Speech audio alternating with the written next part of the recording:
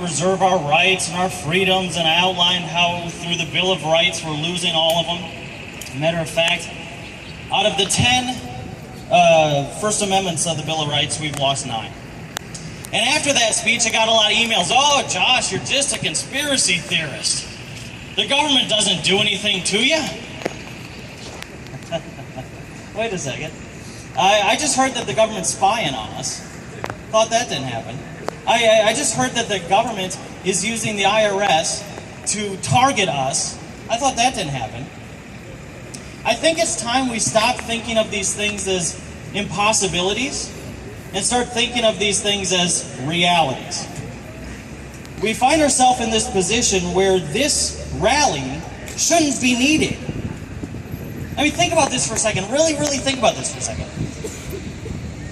We have a president who just recently at a commencement speech told the graduating class, don't pay attention to the voices that warn you about tyranny.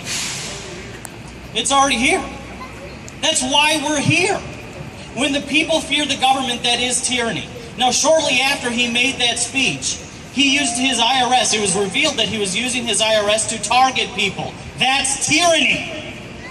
See, we're at that precipice right now. There's not another generation to fight this. Matter of fact, I was meeting with Representative Schraub before I came out here today. And we were talking about how the fight for freedom has always been present. People have always fought for freedom. This isn't a new fight. But my response to that is yes, it is. Because something has changed. Throughout all of history, the people have been trying to fight oppression in order to become free. We were a free people, and now we're not willing to fight that oppression anymore. Look at around you. What we're fighting today affects millions of people in this state. Yet are millions of people here? No. See, the fight necessarily isn't with the people who occupy this building behind us. There's a third enemy on the field, and that enemy is ignorance and complacency. When we lose a freedom, whether it's a freedom you decide to exercise or not, everybody loses a freedom. We like to think that this is new. This is a modern push. Well, where were you when it was time to fight for smokers' rights? Yeah, I know you might not smoke, right? But when that freedom was eroded, it opened up the door, and it allowed more freedoms to continue to erode. And where we are now with the Second Amendment is the one that we can't let go of. Because once we lose that, we have no way to restore the other ones. Now, I am not a pessimist. I'm not here to tell you, oh, it's over, the sky is falling. As long as there's a breath in me, there's always an opportunity for victory. But we need to realize, too, where we are. We're in a position where I would have thought Wisconsin would have been one of the first states to step on board and say, hey, you know what? We pushed back a lot of crazy things in the past few years. We're definitely going to push back against gun legislation coming out of D.C. But we didn't see that, did we? Matter of fact, this rally should be 10 times larger than it is. And that's not to say anything against the people who are here. You are the remnant. You're the ones that we need. So thank you for being here.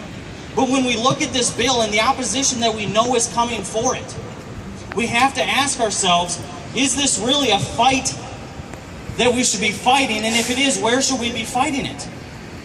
I got a chance to look at the bill, and when you look at it, some of the things that people are fearful of is the language. Oh my goodness, this bill has a little too much bite. Well, that's its purpose. Anybody who's listening to this, whether you're a police officer or a sheriff's deputy out there, you should not fear this bill. Don't fear this bill. Because when you do, what it tells me is you intend to break it. See, there's language in this that would say, you know what? You're not supposed to enforce the tyranny coming out of D.C. Now, logically speaking, if you were an officer and you never intended to go that evil route, would you fear that language? No.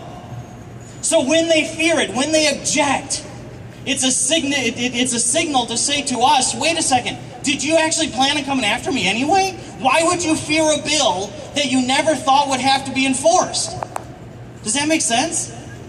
Same thing with, there's a provision in there for the medical healthcare profession. If you are a medical healthcare professional, you should embrace this. Because when you don't, what you're telling me is, hey, I plan on invading your privacy. Why do you want to make it illegal for me to do that? You see, we're at a very dangerous place in this country. We're at a place where we're trying to decide, do we really want to be free, or do we want to be taken care of? About 2 hours ago, there were, 20, 30,000 people walking around this building. How many of them do you actually think knew what was going on here today now? And that's the problem. This ignorancy and this complacency actually serves those who want to place us into tyranny. It's the third enemy on the field. Because they either vote for things that go against ourselves, or they enable those who want to impose tyranny to more actively get engaged in it and place us under it. I mean, think about this.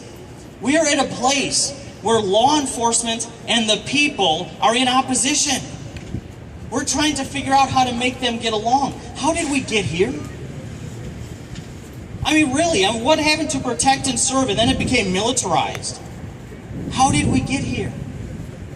At some point, we have to stop blaming the adversary for taking territory and start blaming ourselves for giving it up. We had it. This was the freest nation on the planet Earth. Now, Russia and China enjoy more freedoms than we do. They enjoy lower taxes than we do. Folks, our nation has changed.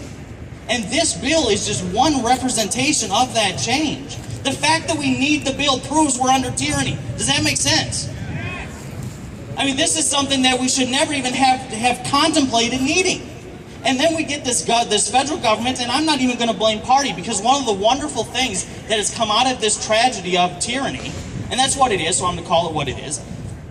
One of the wonderful things that has come out of this is the breakdown of party lines. I host a show, like he said, that's heard in all states, all 50 states. And I have so many Democrat, progressive liberals who are now coming forward and saying, you know what? I actually agree with you now. I see it now. Matter of fact, me and the representative were having this conversation too. Prior to this modern generation, we used to have liberal and conservative ideas, and they were fine. If you have them, whatever. Yeah, I protect your right to be stupid. That's fine. But at least we used to argue them from a constitutional perspective. Now what they're trying to do is throw away the Constitution altogether. And they tell us, oh, you don't have to worry about guns and gun violence. You know, we'll just place a law, and because of that law, you'll all be safe. No law proposed would have stopped any of the tragedies that this is a response to. So either they're illogical or evil. Either way, they shouldn't hold the position they hold. Now, when you think about this too, we're currently arming Syrian rebels to protect themselves against a tyrannical government. There's this old expression, never fear a man who gives you a gun. Fear the man who doesn't want you to have one. Because there's a reason for that fear. Well, who doesn't want you to have a gun? The same person who's telling you don't worry about tyranny. They are hoping that you are 7 flavors of crazy stupid. Because logically, that doesn't make sense. The Japanese didn't invade after World War II, or they didn't invade the homeland in World War II. Why? Because they said that there's a gun behind every blade of grass. So if our government is telling us, well, we're in this war against terror, and watch out for China, and watch out for Russia, if they really cared about your safety, and we knew what was a deterrent, what would they actually be telling you to do? Buy a gun. So when they're not, what does that tell you? How many people know that George Washington had a slave that was with him for 37 plus odd years, Billy Lee?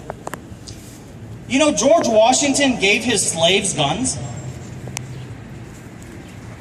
Now, when a founding father is willing to give a slave a gun, because I got to tell you, if I was a slave, there'd be 2 shots in that, and even though I know how this was going to end, I'd take it. But he was still trusting enough to give his slave a gun. Now watch. What does it say to about your government when they don't want you to have one? They think you're less than a slave. You're not even trustworthy as a slave. Yet people around us, oh, don't fear the bill, or don't fear legislation, just let it come. We have a problem. And that problem has become that politics has become a business. And just like all businesses, they have competition. The competition for the building behind me is your freedom. Now, there are some good people in there. There are exceptions and asterisks. But the competition for politics is freedom. Think about it for a second. The more free we become, the less relevant they become. The more relevant they become, the less freedom we have. So freedom has to be this thing that we don't abstractly look at and say, oh yeah, well, we live in America, we have it. Freedom has to be this thing that we live out, that we stand up for, and we defend it even when we don't agree with it. There should be 1 million Democrats out there saying, you know what, I support this bill. There should be 1 million Republicans out there saying, you know what, I support this bill. Because this isn't about left or right. This is about free or less than a slave. And as hard as it is to swallow, folks, we're at that point. And a lot of people are having this realization that, hey, you know what? It's now or never. This country is being destroyed. On my show, I actually call this a civil war because there's a war. Is there not? We're losing territory, and they're doing it very civilly. So this is a civil war we're in. They know that this country is about to fall because we're letting it. So my encouragement to you, I'm going to end up, I know I kind of ran over my time here. My encouragement to you is, tell everybody you know about this bill. Don't approach it from a Republican or a conservative or a Tea Party sort of perspective. Ask them. Say, listen to me. If this Constitution is destroyed, are we still the nation that's defined by it? And if the answer is no, then please do something to stand up with me. Call your representatives. Tell them support this bill. Because there's going to be pushback. Even in this party, there's going to be pushback. So tell them, you know what? If you support us, I'll support you. Support this bill. Support freedom. There's no reason not to. Like I said in the beginning of this, if you fear this bill, it tells me more about you than it does the bill. So keep fighting it. I'm going to turn my time back over. Thank you for being here. You are the remnant that this state needs. You are the pillar that's still maintaining freedom.